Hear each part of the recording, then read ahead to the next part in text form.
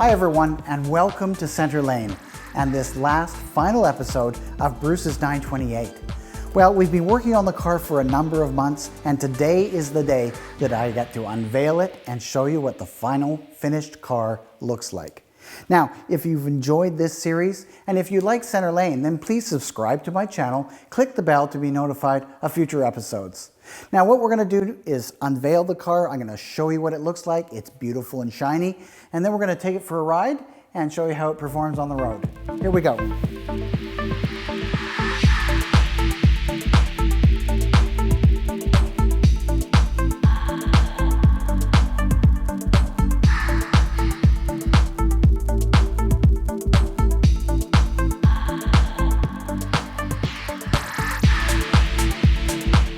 Well, here's the car, and look at how beautiful that shine is. It really was worth taking the extra step to have it wet sanded and cut polished. The car just gleams. There's hardly any orange peel left on this car. The wet sanding has really knocked that down and made a nice, flat, beautiful mirror-like finish. The other thing that I'm thrilled about is these wheels. During one of my episodes, I talked about wheels, and I was going to leave these wheels in polished aluminum. Now, I finally settled on going with the GTS wheels, the Cup 2 style wheels, which were the stock wheel on the GTS model of this car. I ended up having them refinished at Alloy Wheel Repair in Richmond, and I had them done in this hyper silver color. It's a little richer than a regular silver, and I think the gold emblem on the center hub really looks nice. I really am thrilled with the car. I think the tinted windows look fantastic. It looks brand new. So why don't we take it out on the road?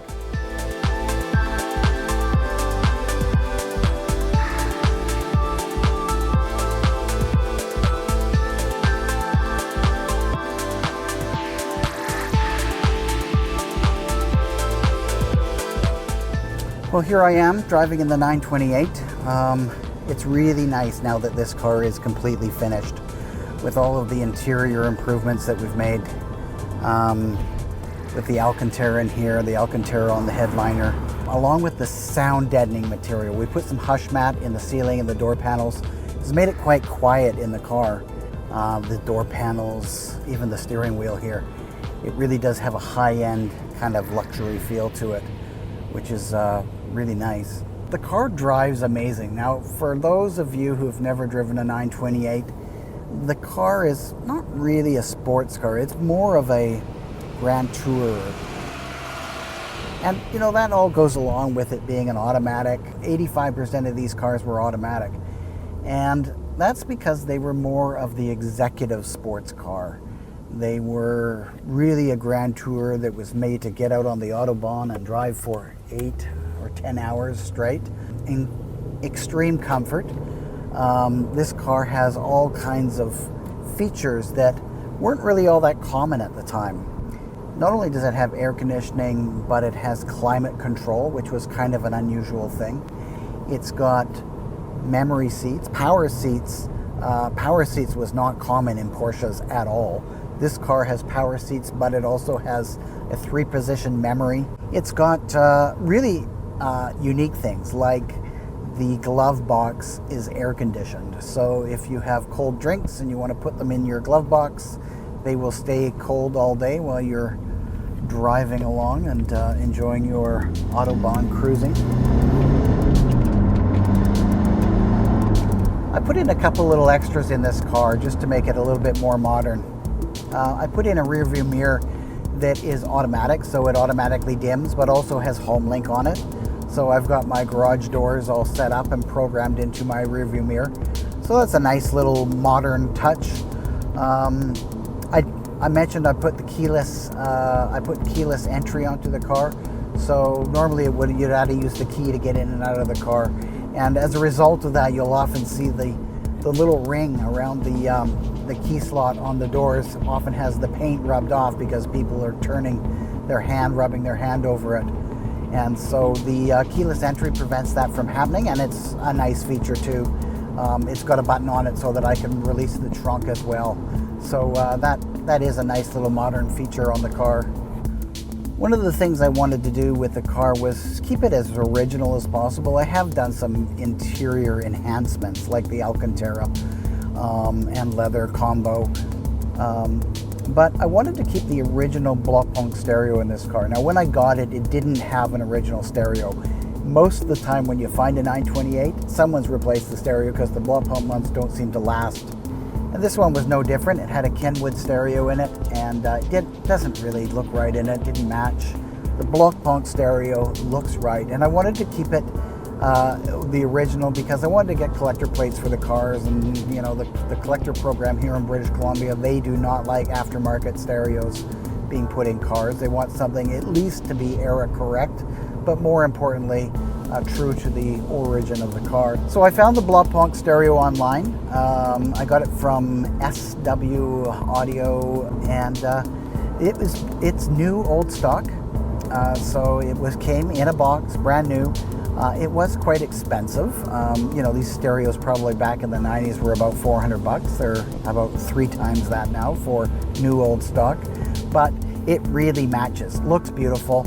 And I wired it in so that it has, you know, those little cassettes that you push into and they have a wire on them so you can plug your iPod in or whatever.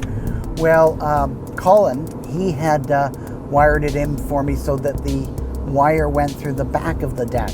So it's got that kind of a style cassette in it, but the wire comes out the back and it's fed to my iPod. And I have a special iPod that's built into my console. And so that's kind of a nice little feature. I can play all my modern tunes, but the deck looks original. Looks like I'm just playing a cassette, which I kind of like. Another little thing I did was I added LED lights to the door handles so that you can see those at night, which is a nice little feature.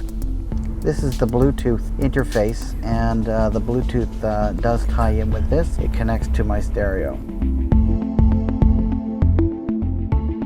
So with all those modern amenities, it makes the car really nice to drive. I can use my Bluetooth, I can talk on my phone, I can play my music. It's really fantastic. This steering wheel, I have to say, this steering wheel's made a big difference. To have it covered in both leather and Alcantara, and the customization with the logo on the airbag really looks nice.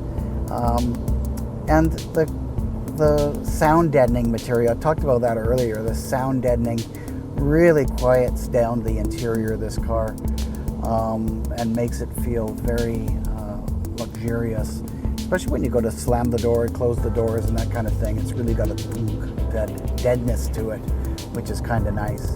And the car, it always gets looks. I mean, I'll drive by a group of people and they'll see the car. Not everybody knows what it is because it's been a while since you saw these on the road on a regular basis. But there's certainly a lot of people that have an appreciation for them, especially, you know, guys my age remember them from back in the 80s and early 90s. That the cars were sort of aspirational cars, you know. It was the executive sports car. I remember on Risky Business, and Tom Cruise's dad in the show owned one of these things, and he was a stockbroker or something and very well off, and this is what he had. So it's that kind of a car that suits that kind of a person. Driving along in this car, it's really quite amazing. It's luxurious, it's plush, it's got all the Alcantara and the leather. I'm surrounded by it. This car was made in 1990, but really it's technology from the 80s. When you think about actually the early 80s and some of the features in this car, really quite amazing. The S4s like this one is, they came out in 1987, and it's got this really cool trip computer in it that tells you all the things that you kind of are used to now with modern cars. You know, your fuel economy, it'll give you a digital readout of your speed, and it will tell you the outside temperature and all that kind of stuff. So it's pretty cool. We're used to that now, but back in 1987 when that feature first showed up on these cars, that was pretty high-tech stuff.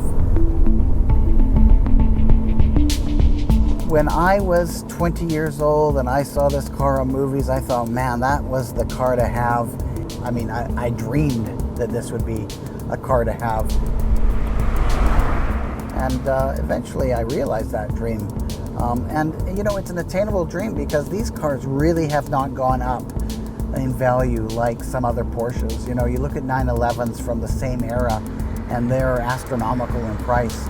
And since I bought this car, they have gone up, but not nearly at the same rate that 911s have. I'm sure at some point their day will come and these cars will become very expensive and much harder to attain. And there wasn't that many of them made. You know, I think there was only about 65,000 928s made in the whole run.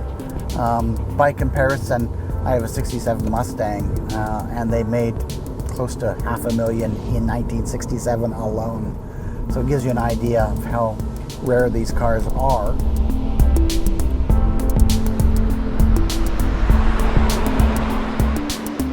So for me, this really is a dream come true to own this car.